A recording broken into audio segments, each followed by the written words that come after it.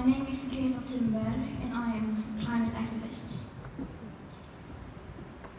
Around the year 2030, we will be in a position where we probably set off an irreversible chain reaction beyond human control that will most likely lead to the end of our civilization as we know it. That is, unless at that time, permanent and unprecedented changes in all aspects of industrialized society have taken place, including a reduction of our CO2 emissions by at least 50%. And please note that these calculations are depending on inventions that have not yet been invented at scale. Furthermore, these scientific calculations do not include most unforeseen tipping points and feedback loops. Nor do these calculations include already locked-in warming hidden by toxic air pollution, nor the aspect of equity, which is absolutely necessary to make the Paris Agreement work on a global scale. And these calculations are not opinions or wild guesses. These projections from the IPCC are backed up by scientific facts. So, if we are to stay below the 1.5 degrees warming limit, which is still possible within the laws of physics, we need to change almost everything. We need to start living within the planetary boundaries. This will be a drastic change for many, but not for most, because most of the world's population is already living within the planetary boundaries. It is a minority who are not. The richest 10% of the world's population emits about half of our emissions of greenhouse gases. The richest 1% emits more than the poorest 50%. And this is not about glorifying poverty. This is about the laws of physics and the remaining amount of greenhouse gases that we can still emit into the atmosphere to be in line with the Paris Agreement.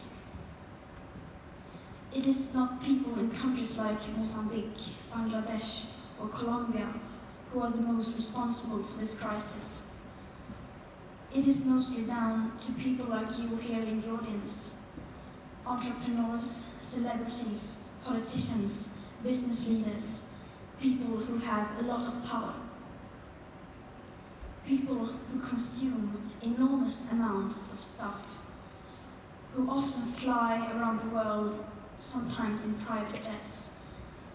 Your individual carbon footprints are in some cases the equivalent of whole villages. But I think the worst part is that you are normalizing this extreme lifestyle, because people look up to you. You are the role models. You are setting the standards. People aspire to be like you. About 100 companies emit approximately 71% of our total emissions of CO2. And yes, I know we need a system change rather than individual change, but you cannot have one without the other. If you look through history, all the big changes in society have been started by people at the grassroots level. No system change can come without pressure from large groups of individuals. And no, I don't blame you. I know you are not acting like this because you are stupid. You are not ruining the biosphere and future living conditions for all species because you are evil. At least I hope not. I know that almost every one of you are simply uninformed, just like the rest of the world's population. I know that you here in the audience didn't travel here to see a 16-year-old girl who says strange and uncomfortable things. But you know what? We need to dare to be uncomfortable. We need to be brave enough to say and do things that may not increase our profits or our popularity, because otherwise we won't stand a chance. We need to start thinking outside the box, to acknowledge that we don't have all the solutions to the climate and ecological crisis yet, unless those solutions mean that we simply stop doing certain things. We need to accept that the markets and new technologies will not solve everything for us. We need to admit our common failure, and then we need to act while there's still time. At meetings like these, you love to listen to entrepreneurs, new ideas, new inventions. But when it comes to the climate crisis, the time for those magic new inventions has just about come and gone. And even though we most certainly need to embrace every bit of new, clean technology, we can no longer look away from the obvious fact that we also need to change our behavior, and some more than others.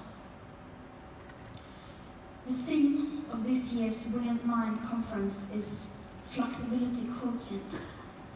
It's what the organizers call a symphony of big picture thinking.